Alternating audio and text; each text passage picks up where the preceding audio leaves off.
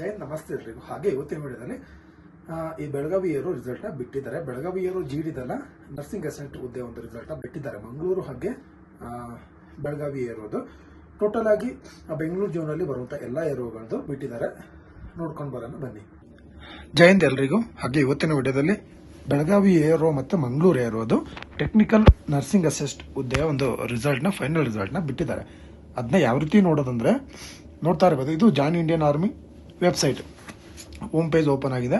ನೀವು ಇದರಲ್ಲಿ ಕೆಳಗಡೆ ಸ್ಕ್ರೋಲ್ ಮಾಡಿದರೆ ನಿಮಗೆ ನೆಕ್ಸ್ಟ್ ಇಲ್ಲಿ ಫೈನಲ್ ರಿಸಲ್ಟ್ ಅಂತ ಸಿಗುತ್ತೆ ನೋಡಿ.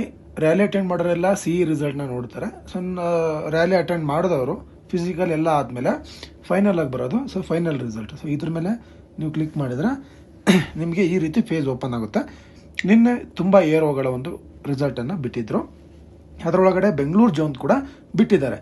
ಅರ್ಥ ಮಾಡ್ಕೊಳ್ಳಿ, ಈ ಒಂದು ಬೆಂಗಳೂರು ಜೋನಲ್ಲಿ ಸುಮಾರು ಅಂತಂದರೆ 7-8 ಏರೋಗಳು ಬರುತ್ತೆ. ಕೇರಳದ 3 ಏರೋ ಕೂಡ ಇದರಲ್ಲೇ ಬರುತ್ತೆ.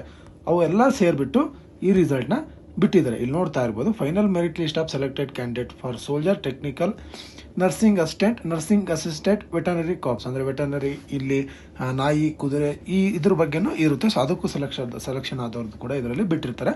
For the candidate of Karnataka and Kerala, Lakshadweep and ಇಷ್ಟು ನೋಡ್ತಾ ಇರ್ಬೋದು. ಇಷ್ಟು ಈ ಒಂದು ಸೌತ್ ಜೋನ್ದ ಬಿಟ್ಟಿದ್ದಾರೆ ಅಂತ ನಾನು ಅಂದ್ಕೊಳ್ಳಿ. ಸೊ ಇಲ್ಲಿ ಈ PDF-ನ ನೀವು ಕ್ಲಿಕ್ ಮಾಡಿದರೆ ನಿಮಗೆ ಓಪನ್ ಆಗುತ್ತೆ. ನೋಡ್ತಾ ಇರ್ಬೋದು, ಮೊದಲನೇದಾಗಿ ಬೆಳಗಾಂದಿದೆ.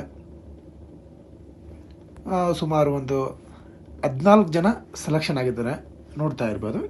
ನಿಮ್ಮ ನಂಬರ್ನ ಈ ಥರ ನೀವು ಚೆಕ್ ಮಾಡ್ಕೋಬೋದು. BL ಸೆಲ್ಸನ್ನೇ 2025 ಅಂದರೆ ಈ ವರ್ಷದ ರಿಸಲ್ಟ್ ಇದು. ಸೊ ಕ್ಯಾಲ್ಕುಲೇಟ್ದು ಕೂಡ ಬಿಟ್ಟಿದ್ದಾರೆ.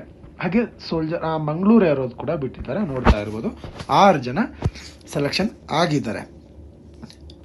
ಇಷ್ಟು ಈ ಒಂದು ಮಂಗಳೂರು ಒಂದು ನರ್ಸಿಂಗ್ ಅಸಿಸ್ಟೆಂಟ್ ಹುದ್ದೆ ರಿಸಲ್ಟ್ನ ಬಿಟ್ಟಿದ್ದಾರೆ. ಇದು ಬಿಟ್ಟಿದ್ದಾರೆ ಅಂತಂದರೆ ಇನ್ನೂ ಸ್ವಲ್ಪ ದಿನದಲ್ಲಿ ನಿಮ್ಮ ಏರೋಗಳ GD ರಿಸಲ್ಟ್ ಕೂಡ ಬರುತ್ತೆ. ಬೆಳಗಾಂದು ತುಂಬ ಟೈಮ್ ಆಗಿದೆ, ಬಿಡ್ತಾರೆ. ತಲೆ ಕೆಡಿಸುವಂಥ ಅವಶ್ಯಕತೆ ಇಲ್ಲ. ನೋಟಿಫಿಕೇಶನ್ ಆದೇ ಆಗುತ್ತೆ ನಿಮಗೆ. ನೋಡ್ತಾ ಇರ್ಬೋದು.